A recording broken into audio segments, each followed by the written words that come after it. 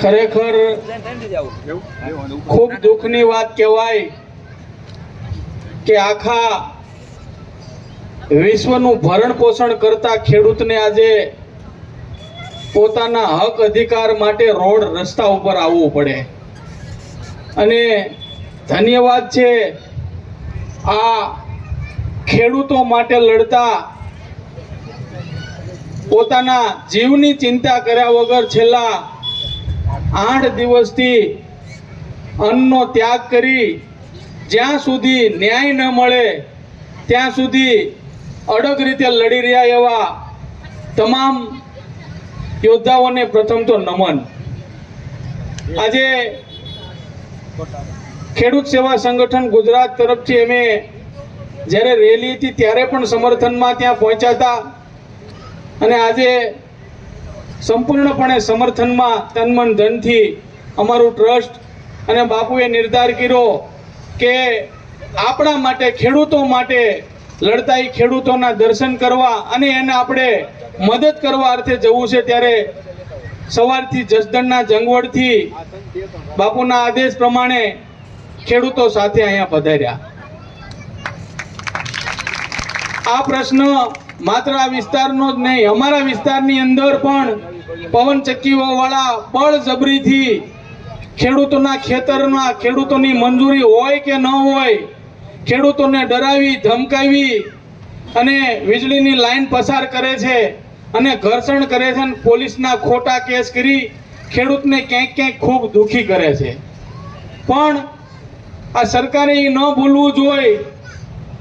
આપણા સરદાર વલ્લભભાઈ પટેલે કીધું છે કે જ્યાં સુધી ખેડૂતનું ઝૂંપડું નહીં બચે ત્યાં સુધી તમારા આરામના બાંધેલા આ ઝૂંપડા પણ નહીં બચે.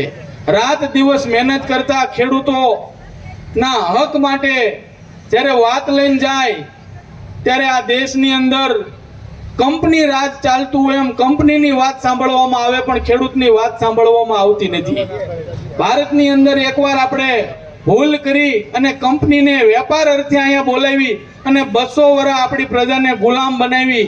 આ સરકારને ખરેખર આની ઉપર ગંભીરતાથી ચર્ચા વિચારણા કરવી જોઈએ કે વિદેશોની આ જ રીતે પવનચક્કી હોય કે મોટી વીજ મથકો હોય કે આવી કંપનીઓને અહીંયા આમંત્રણ તો આપે છે પણ એક સમયે આ ખેડૂતો જે અનાજ નહીં પકવે તો આપણે કઈ રીતે બધાનું ગુજરાન ચાલશે.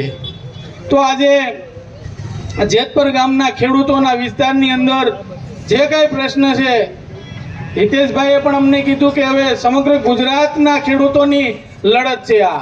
ત્યારે આ લડતને સરકાર વહેલામાં વહેલી તકે નિવાડો લાવે, અન્યથા ગુજરાતના દરેક ગામડે ગામડે હવે આ પ્રકારના આંદોલન કરવા પડશે. કારણ કે ખેડૂતનું ખૂબ શોષણ થાય છે, ખેડૂતની વાત સાંભળવામાં આવતી નથી અને માત્ર ને માત્ર ખેડૂતોને ડરાવી ધમકાવી અને મોટી પાણીની પાઇપલાઇન હોય, મોટી નહેર હોય, મોટા મોટા થાંભલા હોય, ખેડૂતની કિંમતી જમીનની અંદર ખૂબ બરબાદી થઈ રહી છે.